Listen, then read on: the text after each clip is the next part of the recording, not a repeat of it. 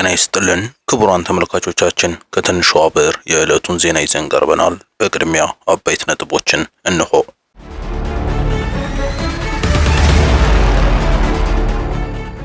ለፍሬ ህይወት የተላከው ማስጠንቀቂያ ባለስልጣኗ እንላቀቅም አሉ። አደገኛው አካሄድ።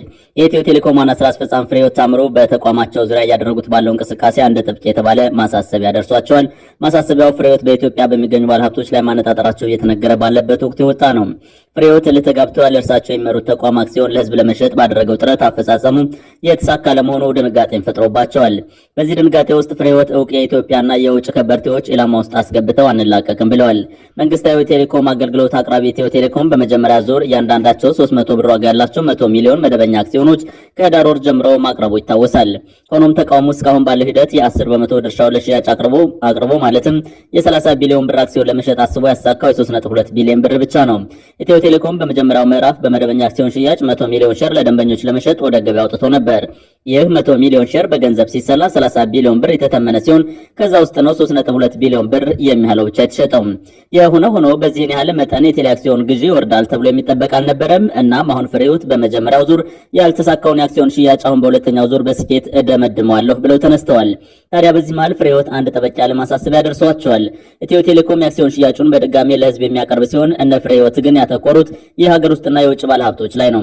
የሀገር እውቅ ባለሀብቶችና ትልልቅ ተቋማት የቴሌን አክሲዮን በስፋት ይገዛሉ የሚል እምነት ይዘው የተነሱት ፍሬ ህይወት ከዚህ ጠቀም ያለ በቢሊዮን የሚቆጠር ገንዘብ ከአክሲዮን ሽያጭ ለማሰባሰብ አቅደዋል። ይህ የኢትዮ ቴሌኮም የአክሲዮን ሽያጭ በሚመለከት እውቁ የምጣኔ ሀብት ባለሙያ ክቡር ገና ሞኝን እባብ ሁለቴ የነደፈው አንዴ ሳያይ ሁለተኛ ደግሞ ሲያሳይ ከሚል ብሂል ተነስተው ባሰፈሩት ሙያዊ ማሳሰቢያ ይህንን አባባል ከሰሞኑ የኢትዮ ቴሌኮም ሁኔታ ጋር ይመሳሰላል ሲሉ ዘለግ ያለ ምክር አስነብበዋል።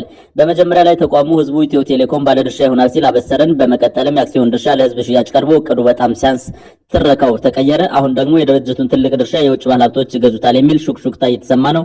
እናም ለውጭ ባለሀብት ተሸጦ ከታክስ ጠቀም ያለ ገንዘብ ይገኛል፣ ከዚህም ተጠቃሚ እንሆናለን የሚል አይነት ከንቱ አስተሳሰብ እየመጣ ይመስላል ያሉት አቶ ክቡር ገናም የወርቅ እንቁላል የምትጥል ዶሮ በመሸጥ በታክስ መልክ ጥቂት እንቁላሎች አገኛለሁ ብሎ ማሰብ ስትራቴጂያዊ አመለካከት ሳይሆን ሁለንተናዊ በሆነ መልኩ እጅ መስጠት ነው። የወተት ላምን ሸጦ ወተት ከገበያ ገዛለሁ ብሎ እንደ መጃጃልም ይቆጠራል ሲሉ የፍሬ ህይወት አካሄድ አደገኛ ነው ሲሉ ተችተዋል።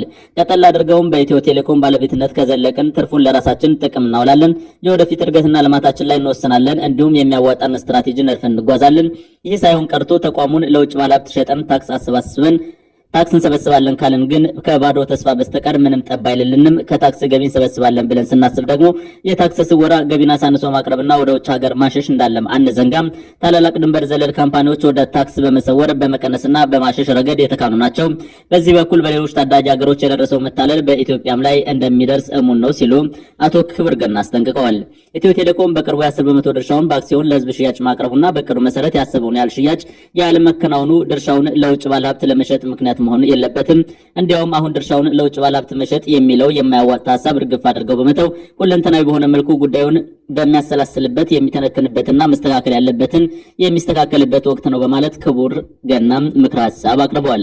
ኢትዮ ቴሌኮም ከእጃችን ከወጣ ለፋይናንስ፣ ለሀገር ደህንነትና ለኮሙኒኬሽን ወሳኝ የሆነው የኢትዮ ዲጂታል መሰረተ ልማት በውጭ ባለሀብቶች እጅ ይወድቃል። የውጭ ባለሀብቶች ትርፋቸውን ለማጋበስ ይተጋሉ፣ ለእኛ ብሔራዊ ጥቅም ደንታ የላቸውም። ይህ ሁኔታ እንደ አርጀንቲናና ዛምቢያ በመሳሰሉ ሀገሮች ታይቷል።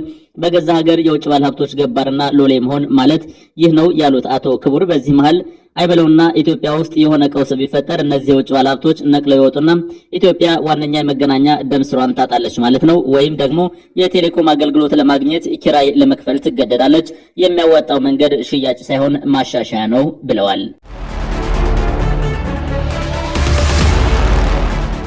ቻይና ወደ ኢትዮጵያ የላከችው ሰራዊት ቻይና ወደ ኢትዮጵያ ሕክምና ዶክተሮችን መላኳ ተሰምቷል። 14 ዶክተሮች ወደ አዲስ አበባ የተላኩ ሲሆን ወታደራዊ ሕክምና የሚሰጡ ናቸው ተብሏል። የቻይና PLA ሜዲካል ዩኒቨርሲቲ ከፍተኛ የተባሉ የጦር ሐኪሞችን ወደ ኢትዮጵያ መላኳ ተሰምቷል። የኢትዮጵያ ዶክተሮች ከደሞዝ ጋር በተያያዘ አድማ ላይ ባሉበት በዚህ ወቅት ከቻይና ከፍተኛ ነው የተባለ የጦር ሐኪሞች ቡድን ወደ ኢትዮጵያ አልኳል። ቻይና ይህንን የሕክምና ቡድን የላከችው 11ኛውን የቻይና ህዝብ ነጻነት ጦር በዓልን በማስመልከት ሲሆን ለአንድ ዓመት የሚቆይ ወታደራዊ ሕክምና የሚሰጥ ቡድን ወደ ኢትዮጵያ ልካለች። የሕክምና ቡድኑ ወታደራዊ ሕክምናዎችን ያደርጋል የተባለ ሲሆን እስከ 1 ዓመት ሊቆይ ይችላል ነው የተባለው። ቻይና አሁን የላከችው የሕክምና ቡድን በታሪክ ትልቁ መሆኑን የገለጸው የአዲስ ስታንዳርድ ዘገባ ቡድኑ በውስጡ 14 ዶክተሮችን የያዘ ነው ተብሏል። 14ቱ ዶክተሮች ወታደራዊ ወይም ሚሊተሪ ዶክተሮች ናቸው። እንደ ቻይና መከላከያ ሚኒስቴር መረጃ ከሆነ የሕክምና ቡድኑ ክሊኒካል ሜዲሲን፣ ሜዲካል ቴክኖሎጂ፣ ሆስፒታል ማኔጅመንትና የመድኃኒት አቅርቦት ላይ ይሰራል። የሕክምና ቡድን አባላቱ ከፍተኛ ልምድ ያላቸው ናቸውም ተብሏል። ከሕክምናው ጎን ለጎን ስልጠናዎችን እንደሚሰጡም ተነግሯል።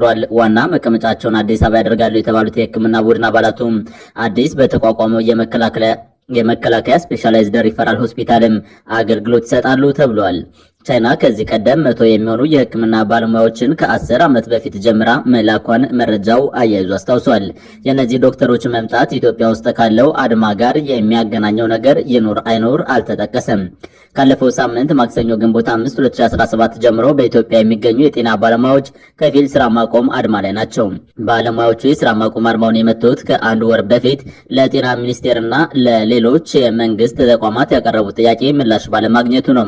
የጤና ባለሙያዎችን ስራ ማቆም አድማ ተከትሎ ሆስፒታሎችና የጤና ተቋማት ሰራተኞቻቸው በስራ ግብታቸው የማይገኙ ከሆነ አስፈላጊውን አስተዳደራዊ እርምጃ ሲያስጠነቅቁ ቆይተዋል። ከአድማው መጀመር 2 ቀናት በኋላ የጤና ሚኒስቴር ባወጣው መግለጫ አስፈላጊ የሆነ ህጋዊ እርምጃ እንደሚወስድም አስጠንቅቆ እንደነበር ይታወሳል። በህወሓትና ኤርትራ ግንኙነት የወጣው ማስጠንቀቂያ በትግራይ የሚንቀሳቀሰው የትግራይ ነጻነት ፓርቲ አንደኛው የህወሓት ክንፍ ከኤርትራ ጋር እየሰራ ነው ሲል አስታውቋል። በምርጫ ቦርድ የተሰረዘው ህወሓት ከኤርትራ ጋር እየሰራ ነው የሚሉ ክሶች በተደጋጋሚ ሲደመጡ መቆየታቸው ይታወቃል።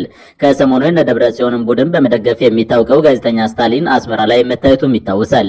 በጀነራል ታደሰ ወረደ የሚመራው ጊዜያዊ አስተዳደር አግባብነት ያልሆኑ ግንኙነቶች እንዲቆሙ ሲል ማስጠንቀቂያ ማውጣቱም ይታወቃል። ሆኖም ግን ከኤርትራ ጋር የሚሰራው አንደኛው ህወሓት አንጃ በድርጅቱ እንደገፋበት አንድ በትግራይ የሚንቀሳቀስ የተቃዋሚ ፓርቲ ትላንት ለመገናኛ ብዙሃን በሰጠው መግለጫ አስታውቋል። ህወሓት ለሁለት መሰንጠቁን ተከትሎ አንደኛው አንጃ ከአዲስ አበባ ጋር፣ ሌላኛው አንጃ ደግሞ ከኤርትራ ጋር እየሰራ ነው ሲል በትግራይ የሚንቀሳቀሰው የትግራይ ነጻነት ፓርቲ አስታውቋል። ይህ ክፍፍልና አካሄድ ለትግራይ ህዝብ እጅግ አደገኛ ውጤት ሊያስከትል ይችላል ሲል ያስጠነቀቀው ፓርቲው የህወሓት በምርጫ ቦርድ መሰረዝ ትክክለኛ ውሳኔ ነው ሲል አስታውቋል። የትግራይ ነጻነት ፓርቲ መሪዎች ለመገናኛ ብዙሃን በሰጡት መግለጫ ሁለቱ አንጃዎች ከአዲስ አበባና ከአስመራ ጋር ለመስራት በየፊናቸው የሚያደርጉት ተቃራኒ ጥረት አደገኛ ነው ብሏል። የኢትዮጵያ ፌዴራል መንግስት የፕሪቶሪያውን ስምምነት በሙሉ ሊተገብር ይገባል ያለው ፓርቲው ህወሓት ውስጥ የተፈጠረው መከፋፈልን ተከትሎ አንደኛው የህወሓት ክንፍ ከአስመራ ጋር እየሰራ ነው ሲል በግልጽ አስታውቋል። ከሰሞኑ በደብረ ጽዮን ለሚመራው የህወሓት አንጃ ድጋፍ በመስጠት የሚታወቀው ስታሊን ለኤርትራ የነጻነት ክብረ በዓል አስመራ መግባቱ ይታወሳል። ይህም በእነ ደብረ ጽዮን የሚመራው ቡድን ከኤርትራ ጋር በግልጽ እየሰራ ለመሆኑ አንድ ማሳያ ተደርጎ እየተቆጠረ ነው።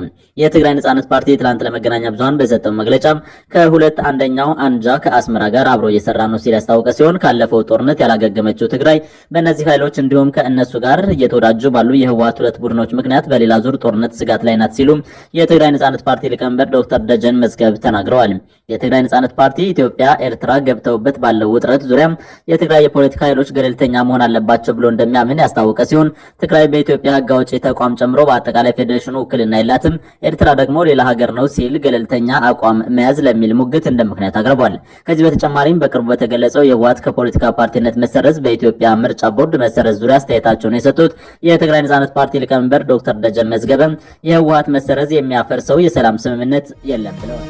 ክቡራን ተመልካቾች ለሰዓቱ ያዝናቸው መረጃዎች በዚሁ አበቁ። በሌሎች መረጃዎች ዳግም እስከምንመለስ በያለንበት ቸር ያሰማን።